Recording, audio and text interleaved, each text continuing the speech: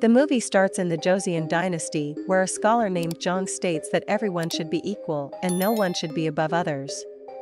But the king accused him for a treason, which caused his group, named Great Unity, to vanish.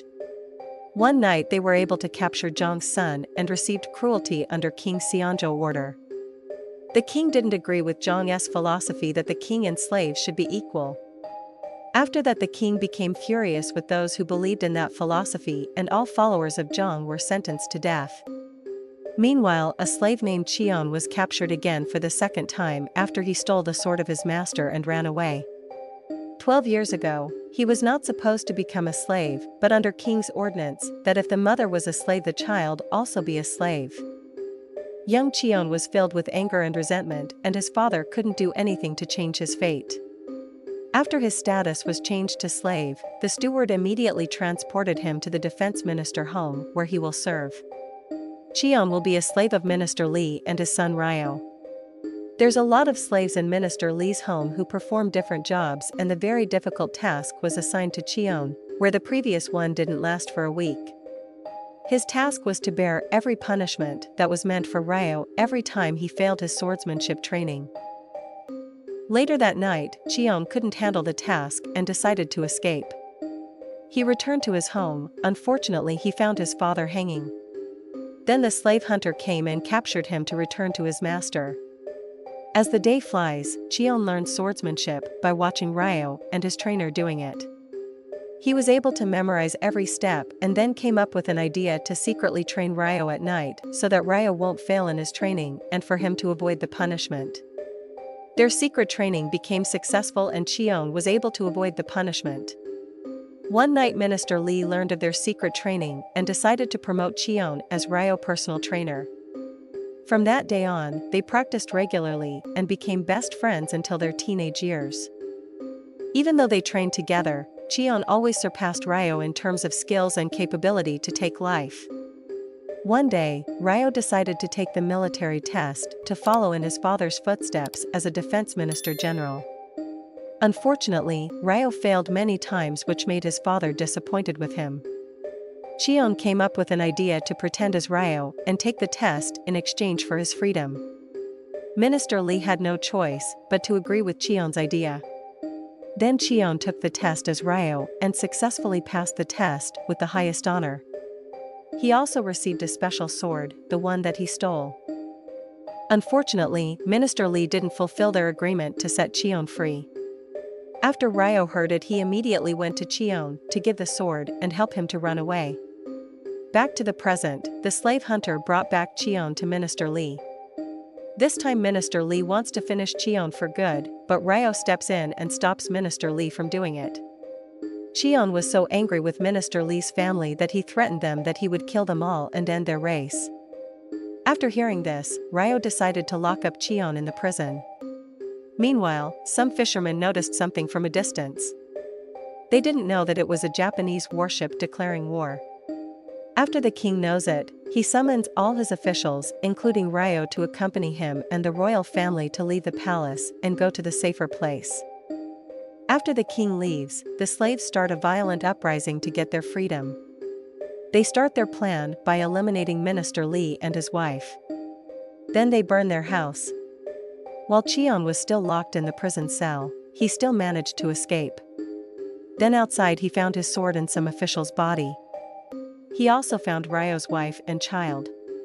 But the woman was afraid of Cheon, so she got back to the burning house and died there. While the king was transported to a safer place, they noticed that the palace was burning and thought that it was done by the Japanese. But one of his men said that it was done by the slave when they knew that their king abandoned them. Wearing the officer's robe, Cheon witnessed the chaos in the palace and how the slave burned it. The next day, Cheon arrives in the village and he is mistaken for an officer because of the blue robe he is wearing. In the need to defend the village from the Japanese, he convinced the villagers to cooperate with his plan. Meanwhile, the Japanese already arrive in the first town and start slaughtering the people there. The attack was led by General Genshin, who was cursed by the shaman that his own sword would pierce his throat. The general didn't believe it and killed the shaman the way she cursed him. While the king takes a rest from the long travel, some of the slaves are able to follow them, and in their rage they attack the king. The king's guard immediately defend their king, including Ryo. While in chaos, Ryo's men arrive and inform him that all his family has died. He also said that he saw Cheon on the scene bringing his sword and suspected that he was the one that was responsible for the death of his family.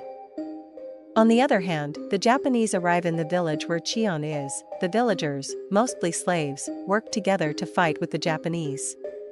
Despite the lack of weapons and skill, they still fight, forcing Cheon to fight more Japanese soldiers by himself. The general noticed Cheon's skill, so he sent his best soldier to fight with Cheon. But Cheon quickly defeated his best soldier. Then Cheon challenges him for a duel. The general didn't hesitate to accept his challenge, and they started their fierce fight. Their skills are equal, but Cheon managed to slash the general's face. Their fight continues until they end up on the cliff. When Cheon attacked, Genshin managed to counter it, forcing Cheon to dive on his sword and take another quick attack, but he failed and fell into the water. The same time, Ryo and the other soldiers managed to slaughter the slaves and immediately rowed on a boat to escape. The king ordered them to destroy the dock and the remaining boat so that no one could follow them. 7 years later, the Japanese force was weakened and the war left all the Joseon people suffering from a lack of food to eat except for the king and the other high-ranking officials who were able to eat delicious foods every day. Even though they are still at war with the Japanese, the king is already planning to rebuild his palace. While Ryo is still looking for Cheon dead or alive, there is no trace for him.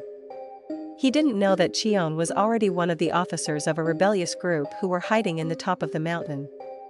At night, while they are having their dinner, they are talking that the king should honor their contribution to the war and give them freedom from being a slave.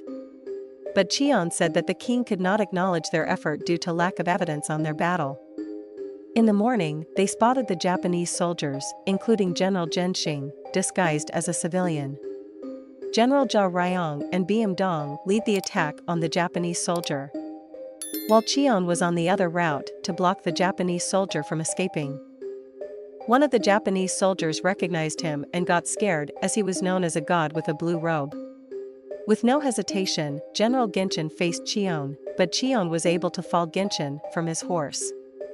Their fight continues on the riverside and Genshin manages to take Cheon's sword, which leaves no choice for Cheon but to use a smaller sword. The fight ends when Beam Dong arrives and captures Genshin alive with her net as what Jia Ryong ordered, so that they can use Genshin as a proof of their contribution to the war. On the next day, they immediately start their journey to deliver Genshin to the king. On their way, they notice some officials having some fun in their home, while other people suffer from hunger. That scene gives some realization to Beam Dong and makes her against delivering Genshin to the king, because the king might not grant their wants to be free. But Jia Ryong and Cheon still believe in the king. In that case, Beam Dong had no choice but to leave their group. Surprisingly, most of their skilled warriors agree on Beam Dong and follow her. After that, Beam Dong group attacked one of the high-ranking official houses and slaughtered them all. After a few days, Cheon and his group arrived at King Seonjo's temporary hideout and received a warm welcome from the people.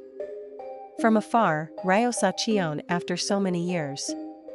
After that, a message came informing them about the attack on the house of a high-ranking official made by Beam Dong, which was linked to Jia Ryong. The king immediately summoned Jia Ryong alone, while the others were escorted to the feast that the king prepared. All are excited to eat and enjoy after a long journey. But they didn't know that the king accused them of treason and wanted all of them to die. Jia Ryong was trapped in the palace with a dozen of the king's soldiers. And Cheon with his men was cornered in an alley with hundreds of king's soldiers. Jia Ryong manages to fight but still not enough and is captured. While Cheon leaves no choice but to escape and leave his men behind. The king immediately sentenced Jia Ryong and his men to death. While Cheon is the only one who is able to escape and watch their death in the distance.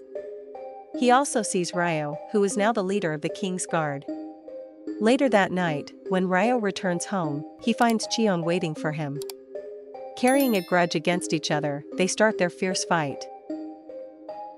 Their fight is equal until one of Ryo's men shoots Cheon and forces him to fight it off and take it down quickly, and when more soldiers come, he immediately escapes. He returned to their camp and informed his men about Ja Ryong's death and about the king, marking them as traitors. Then they discuss how they will fight back on the king's soldier who is pursuing them. Then, they remember that the Japanese had a hidden treasure in the mountain. So, they decide to look for it so that they can buy weapons to defend themselves. They are able to find the Japanese hidden treasure, but one of their men is a traitor. He captures Cheon and Beomdong and decides to leave the group and split the treasure so that they can live a peaceful life. But Cheon warns him that the king won't stop pursuing them until they are all dead.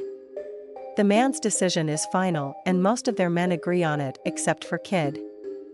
Meanwhile, at the king's place, Ryo found out that the Japanese had a hidden treasure, so he suggested to the king to use their Japanese prison to find the rest of the treasure and also to find the rest of Ja Ryong's men.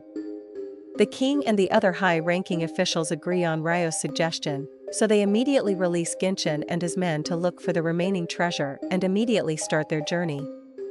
While Cheon's men leave Beomdong and Cheon tied on the tree, and they start their journey to sell the treasure and split it to the rest of them. But on their journey, the kid requests to return to Beomdong and Cheon, and the new leader allows him to leave. While they are continuing their journey, they get ambushed by Ryo's men. The incident was witnessed by Kid from afar. When he reached back to Beomdong and Cheon, he immediately informed them of what happened. Then they immediately rush to the scene and find out no one survived. Meanwhile, the group of Ryo rested on the shore and the group of Cheon found them. As they observed, they found out the betrayal plan of Ryo to Genshin. And when they were about to shoot them, the gun exploded in their faces. Genshin already anticipated this scene to happen, leaving Ryo and his men no choice but to fight with them with a sword. All Ryo's men were easily defeated in the battle, forcing Ryo to fight alone and eliminate Genshin's soldiers one by one. The fogs clouded the shore and the battle between Genshin and Ryo started. During their battle, Cheon arrived and Ryo immediately charged at him. The three begin the fierce battle, while Beomdong and Kid kill the remaining Japanese soldiers. Then Ryo and Cheon focus on their grudge against each other and ignore Genshin. Then Cheon found out that Ryo believes that he is responsible for the death of his family. Cheon explained everything that happened that night and Ryo was shocked about the truth. Then Genshin came and was about to hit Ryo, but Cheon was forced to receive the hit. When Ryo sees it, he aggressively attacks Genshin. Unfortunately, Genshin was able to overpower Ryo and fatally injured him. As Cheon sees it, he immediately charged at Genshin, but Genshin was able to break his sword. Then Cheon uses Ryo's sword to continue the fight. After the long fight, Cheon managed to overpower Genshin and cut both his hands. As the shaman said, Genshin died with his sword pierced in his throat. After that, Cheon rushed on the dying Ryo.